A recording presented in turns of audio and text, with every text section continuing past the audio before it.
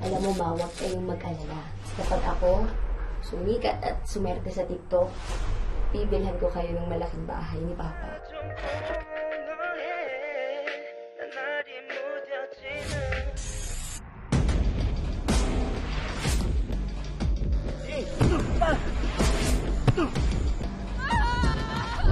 Sa bawat hibla ng buhok, sa bawat bakas ng dugo, sa bawat salitang binitiwan ng testigo, dito mabubuo ang kwento ng isang krimeng hindi na maisasalaysay ng pumanaw na biktima. Kaya nga sa bawat kaso, mahalaga ang masinop na pagkalap ng ebidensya dahil ito lamang ang makapagbubunyag ng kasinungalingan ng mapagkunwaring salarin. Ako si Gas Abelga. At ako naman si Jeff Caparas. Ito ang Scene of the Crime Operation.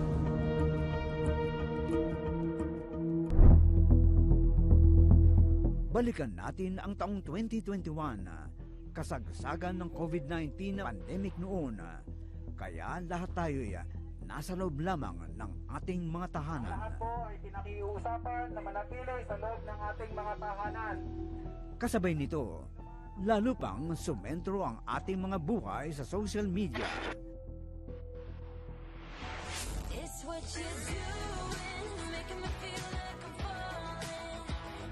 Isa sa mga sumikat noon ay si Noriby Tria, mas kilala online bilang Ebeng Mayor. Isang TikToker na may kakaibang karisma, masayahin at palaging may dalang ngiti sa kanyang mga taga-subaybay. 70,000 followers, 634,000 likes. Nooy, unti-unti na nga umaangat ang online presence ni Ebeng Mayor. Ipinanganak na babae si Noriby Tria, ngunit habang siya'y lumalaki, unti-unting lumitaw ang tunay niyang pagkatao. Tutulungan ka ng i-post na yung sa akin, no? Dumadami na likes mo sa TikTok. Si Ebeng Mayor, isang masayahin, mapagkalinga, at bukas na miyembro ng LGBTQ+ community.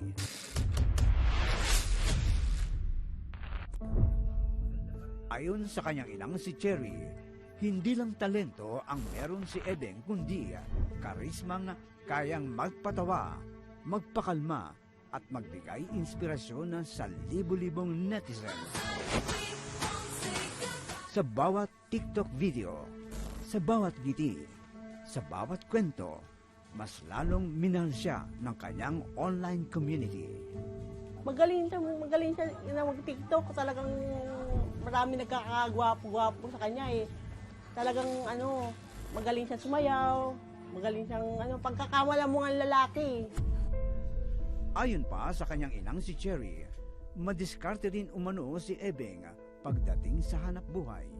Bawa nagkaroon siya ng cellphone, i-swap niya lang, i-buy and sell niya pag hindi na nagustuhan yung brand. Ang lahat ng ito ay ginawa raw ni Ebeng upang suportahan ang kanilang pamilya. Pagka nag-aabot-abot siya, pagka nagkakapera siya. Ma, mag-grocery na tayo. Tignan mo, oh. May kamti akong kita. Grocery tayo, ma. Ganun ang ugali niya. Hindi siya madamot. Kasi nakukunin ko talaga yan. Tara na, mag-grocery na. Baka mamaya magdilim pa. Pangarap nga raw nito na maipatayo ng sariling tahanan ang mga magulang. Simple lang, pangarap niya talaga. Yung magkaroon kami ng sarili namin bahay. Alam mo ba, huwag kayong mag-alala. Kasi kapag ako sumikat at sumerte sa TikTok, bibilhan ko kayo ng malaking bahay ni Papa. Check naman ang anak ko. Kasi ang tagal na namin talaga ng upahan eh. Putik pa to dati eh. Talagang mama sabi niya, gusto namin magkabahay ka. Kayong dalawa ni Papa kasi matanda na nga kami. Hindi gusto namin sarili. Sa mga panong iyon, lalo pang nagsumikat si Ebeng na palaguin ang kanyang social media pages. Alam niyang sa likod ng bawat like at follow ay may pag-asang unti-unting matutupad ang pangarap niya para sa pamilya. Pangarap na makaahon sa buhay. Ito ang laban ng bawat pamilyang Pilipino. Ganoon din sina Ebeng at ang kanyang inang si Cherry. Pero kung kailan tila abot kamay na ang pag-asa, doon pa pala darating ang pinakamabigat na dagok sa kanilang buhay.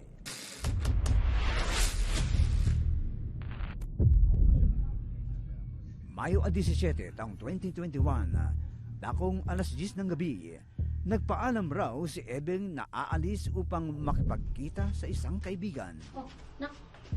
Saan ka ta? Beng, saan ka ba pupunta? Sabi niya. Aalis kami, ma. May birthday akong pupuntahan, sabi niya. May birthdayhan lang po, huwag kayong mag-alala, babalik din naman Kung baka maya, ano mangyari sa'yo, gabi na. So, sa kanya. Hindi basta-basta yung umaalis ka ng ganitong oras ng gabi. Delikado na. Ma, baka may 20 pesos ka. Binigyan ko nga siya 20 pesos. Tapos, sabi niya, hindi, sandali lang kami. Babalik din ako agad. Okay? Ingat ka. Noon nga, umalis ng bahay si Ebeng, ngunit lumipas raw ang magdamag.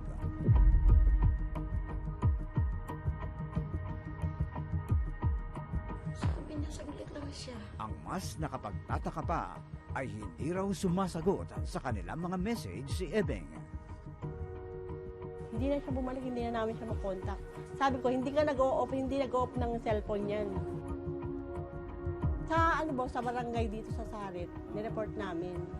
Talaga hindi namin siya nakita. Kinakabahan talaga ako na parang nanghihina na hindi ko maintindihan. Sagutin mo na. Sa puntong yun, isa-isang kinontaka ng pamilya ang mga kaibigan ni Ebeng, umaasang may makapagsasabi kung nasaan siya. Ngunit sa kabila ng pagtatanong, wala ni isa man ang nakapagbigay ng malinaw na sagot. Sabi ko sa mga anak ko, i-text mo na nga, wag mong kalimutan na i-text. Mayat maya na sila mag-text, ganyan. Lahat po ng mga kaibigan niya, kinontak ko. Pati yung sa FB, lahat na kinontak namin. 2 araw na, hindi namin siya nakontak. Tinatawagan namin, hindi namin makontak. Na mga sandaling yun, hindi man maamin sa sarili, masama na ang kutob ni Cherry.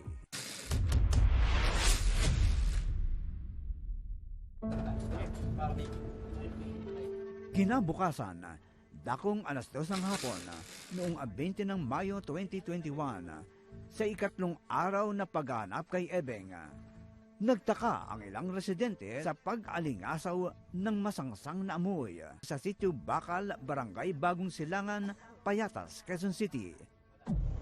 Lingid sa kanilang kalaman, isang krimen ang pilit na itinago sa isang madamong bahagi ng naturang lugar. Nakausap ng ABS-CBN reporter na si Jeff Caparas ang mga nakatuklas sa krimen. Kuya Ray, nandito ka, anong ginagawa mo rito sa lugar na to? Pinapastol ko po yung baka ko dito. Oh, Tapos pinabayaan ko muna. Umupo ako doon sa kamatsil hanggang Tapos bumaba yung baka ko. dito, hanggang dito. Opo. So bumaba dyan, Opo, madamo po kasi dyan sa baba. nung time na yon. Opo. Tapos, Meron akong nakita na lumabas dyan na lalaki. oh, lumabas na lalaki. Opo, nagulat ako. Bakit? Parang parang gulat na gulat. Oh, Tapos nung pagsigaw ko sa baka ko, biglang ganun siya. oh, Sabi ko, mukhang may ginagawang hindi maganda to oh. Hinabuhi ko muna yung baka ko. Pag ikot po ng baka ko, pinabalik kong ganon. Tapos yun, nakita ko po yung patay. Mm. Magana yung katawan niya. Tapos nakahubot-hubad. Mm. Tumawag na lang po ako ng barangay. Si Kagawad Franz Quijano naman ang unang rumesponde sa lugar. So, nung papalakad kayo rito, gaano ho kasangsang yung amoy? Talaga pong maaamoy mo na yung sangsang amoy na alam mong either may patay na hayop or talagang tao na yung patay. So, maaamoy mo na talaga. Sir, nung nandito ho, nung lumapit na kayo, nung tiningnan nyo na yung bangkay, nung hindi nyo pa alam yung kasarian din, nung nakita nyo na ho yung bangkay, anong reaksyon ninyo? Nung nakita? Nakakagulat na meron palang mga taong kayang gumawa ng ganong talagang karumal-dumal na ganyan. Kasi makikita mo yung biktima, may nakapasak na kahoy dun sa ari niya. Tapos talagang alam mong naghirap, napahirapan, pinahirapan yung biktima. Minabuti rin ng kagawad na ikalat ang balita sa kanilang buong barangay. Ipinost sa Facebook para at least itong mga kapitbarangay natin, no, Payatas, Batasan, Commonwealth, Holy Spirit, baka may nawawala silang kaanak. Sa puntong iyon, naalerto na rin ang Criminal Investigation and Detection Unit ng Quezon City Police District. Si Police Staff Sergeant Jerome Mendeza ang humawak ng kaso. Sir, paano nakarating sa inyo itong insidente?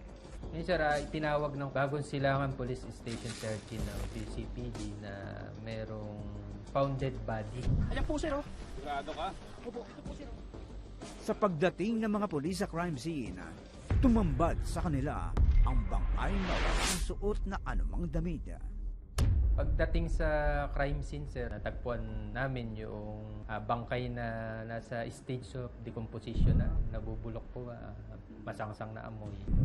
Sa inisyal na obserbasyon, maaaring inalay muna ang biktima bago ito pinatay. Nakita namin yung mga damit na posibleng pagmamayari ng biktima sir, kasi nakahubot-hubad siya, tapos yung mukha niya hindi na makilala, nabubulok na. May nakapasak na kahoy sa ari po ng biktima. Ngunit ang nakababahala ay ang brutal na paraan ng pagpaslang sa biktima. Ito'y isang karasang tila isinagawa ng walang awa. Visual appearance ng biktima, durog po yung kanyang mukha, kaya hindi talaga makikilala. Based sa initial observation namin is pinukpok siya ng matigas na bagay. Habang patuloy na sinusuyod ng mga otoridad ang crime scene, walang natagpo ang anumang personal na gamit na maaaring magturo sa pagkakakilanlan ng biktima. Walang ID, walang cellphone, walang palatandaan maliban sa mga tattoo sa kanyang mga ang lumapit sa mga otoridad at sinabing may nalalaman siyang mahalagang impormasyon. Sir, meron pong lalaki po doon. Kilala daw po niya kung sino yung huling kasama nung biktima. Ito ba yan? Opo sir, siya po. Tinanong namin kung anong pangalan niya. Sander de la Cruz ang pangalan niya, na alias Dugong. Sir, kababata ko yan. Si Ibeng yan.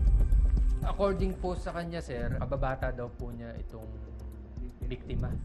Paano mo nakilala yun? Paano mo nakilala na ito si yung kababata mo? Yung tattoo niya sa braso. Shing. Tattoo daw sir sa braso sir na may nakalagay na Ishing. Kaya niya nakilala na yun daw po yung kababata na.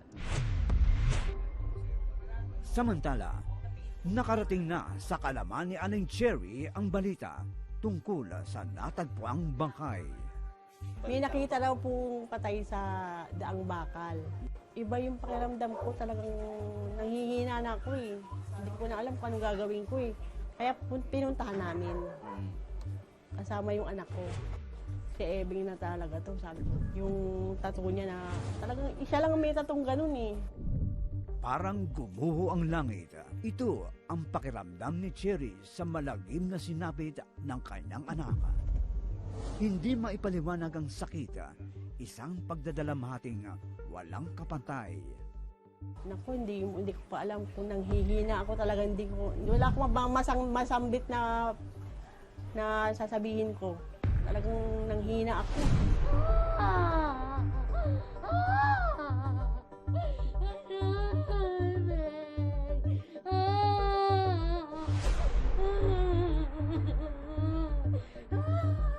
Kasabay ng pagdadalamhati, nakaramdam din ng matinding puot si Aling Cherry.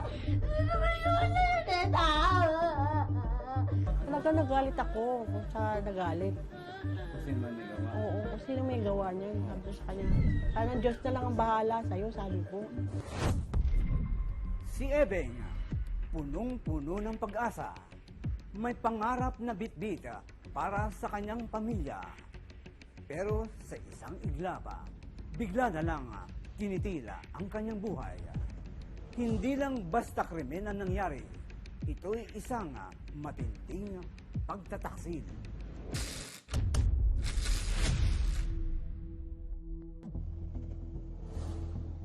Sa medical legal report na inilabas ni Police Major Anani Palima ng Quezon City Police Crime Laboratory, blunt traumatic injuries to the head at penetrating trauma to the vulva perineum ang sanhi ng kamatayan ni Ebeng. Pagpukpok sir, saka yung pag-insert po nung kahoy po sa maselang bahagi po na ari ng victim.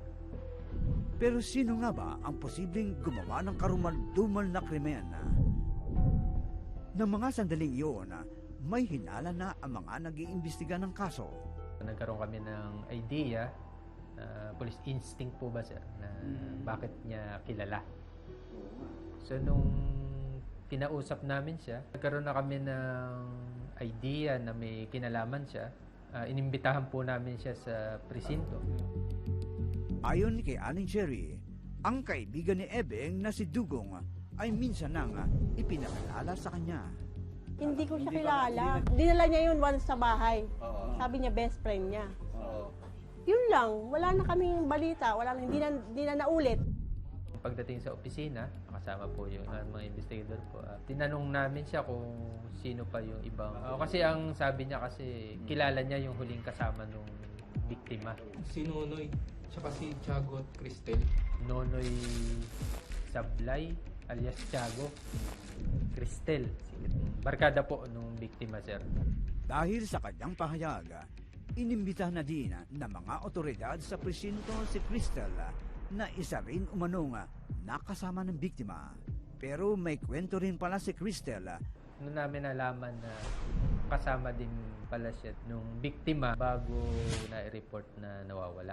Kasama rin po namin si Dugong nung gabing yun na nagiinom kami. Shot pa, shot! Cheers! Cheers! Oy, gising! Hina nyo. Di pwede yan. Umain ka muna.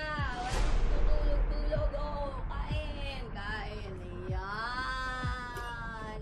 Cheers, inom. Hina nyo naman. Yan. Shot. Nalasing po ako nun. Pero naalala ko po, sabay po silang umuwi. Ang kwento nooy, bumalik na nga kay Dugong. Witness na ngayon, itinuring na suspect sa karumal-dumal na krimen.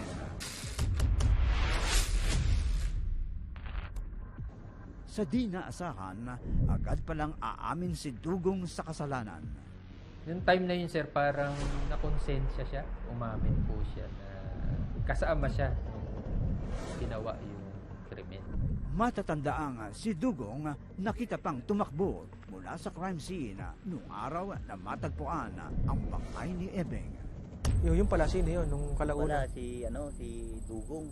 So nakita mo si Dugong dyan? Ano pala niya yun, kababata niya. Nagpabalik-balik si Dugong sa crime scene.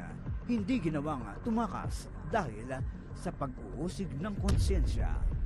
Sa nilagdaang extrajudicial confession ni Xander de la Cruz, alias Dugong, isinalaysay nito ang mga detalye sa huling mga sandali sa buhay ni Ebeng Mayor. Bago maghating gabi noong May 17, 2021. Magkakasama daw sila sa inuman sa bahay ni Cristel May, yung kaibigan din nila. Base pa sa salaysay ni Dugong, natapos daw ang inuman noong madaling araw noong Mayo 18, 2021. Nooy, lasing na raw silang dalawa. Konti na lang, guys. Never pa ako nagmaoy. Never pa. Baka kayong dalawa. Shot! Ano tol? Baka na yan. Magkasama raw silang umalis patungo sa Phase 4, Payatas, Quezon City. After mag-inuman, punta sila sa isang vacant lot, Sitio Bakal. Ayon pa kay Dugong, pagdating nila sa Sitio Bakal ay nagkita sila ng mga kaibigang sina alias Nonoy Sablay at alias Tiago. Pero sa kanilang pag-istambay doon, walang sabi-sabi ay inundayan ng suntok sa sikmura ni Nonoy si Ebeng, dahilan upang mawalan ito ng ulira. Napahiga yung biktima na parang nawalan ng malay. Matapos noon ay tulong-tulong raw nilang binitbit ang biktima patungo sa bakanteng lote kung saan nila ito halinhinang hinalay. Binahasa nilang lahat. Matapos raw nilang gasain ng biktima, Kumuha ka ng bato. Bilisan mo. pinakuraw sila ng bato ni Nonoy at inutusan na hampasin sa ulo ang biktima. Tinutukan ng baril ni alias Tiago si alias Dugong at inutusan siya na pupukin ng bato yung biktima. Ngunit nakita raw ni Nonoy na buhay pa si Eben. Buhay pa yung biktima at ngayon itong si alias Nonoy Sablay, inulit niya na pupukin ulit ng bato yung biktima na parang naging, siguro ito yung naging sanhi ng pagkamatay. Matapos raw noon ay bigla na lamang raw sinalpakan ni Nonoy ng sanga ng kahoy ang maselang bahagi ng katawan ni Ebeng.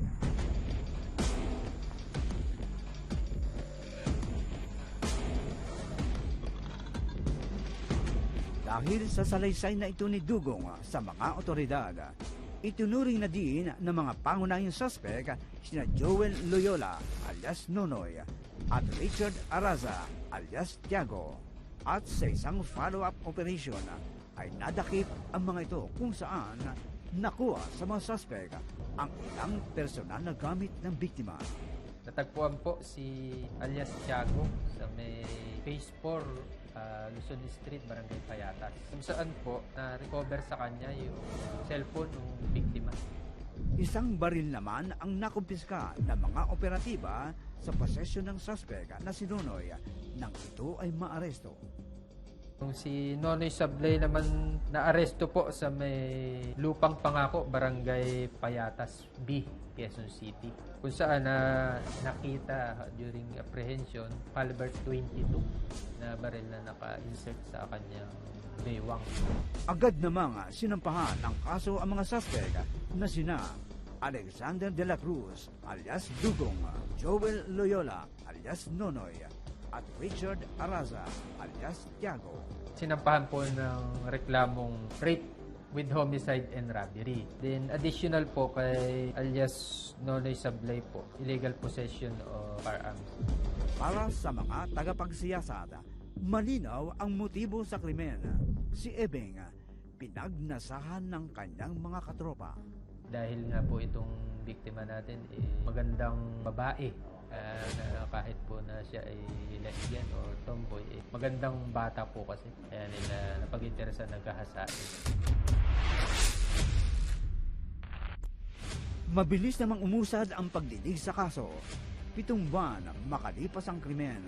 Noong September 21, 2021, sa desisyon na inilabas ni Judge Ferdinand Bailon ng Regional Trial Court, Branch 77, napatunayang guilty beyond reasonable doubt sa kasong rape with homicide sina Alexander de la Cruz alias Dugong, Joel Loyola alias Nonoy at Richard Araza alias Tiago. Kaparusahang reklusyon perpetua ang kanilang haharapin sa kasong ito. Sa kasong theft naman, kaparusahang aresto mayor o pagkakakulong ng 4 na taon at 2 buwan ang hatol kay Joel Loyola at Richard Araza. Guilty rin sa kasong robbery si Sander de la Cruz at sa kasong illegal possession of firearms ay napatunayang nagkasala si Joel Loyola. Ngayon, nakapiit na sa New Bilibid Prison sa Muntinlupa ang mga convict. Sinubukan namin kunin ang panig ng mga suspect, ngunit tumanggi na silang umarap sa amin.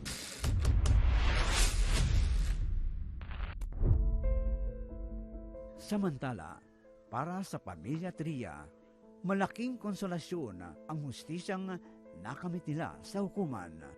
Pero kailanman, hindi nito lubusang maiibsan ang sakit na dinanas nila sa karumal-dumal na krimen sinapit ni Ebeng. Habang buhay ay makukulong. Hinatay nila yung anak ko eh. Kahit na maghirap pa kami rito, talagang hindi namin siya mapapatawad sa ginawa niya. Super mahal kita, Beng. Alam mo yan, kahit wala ka na, mahal na mahal kita.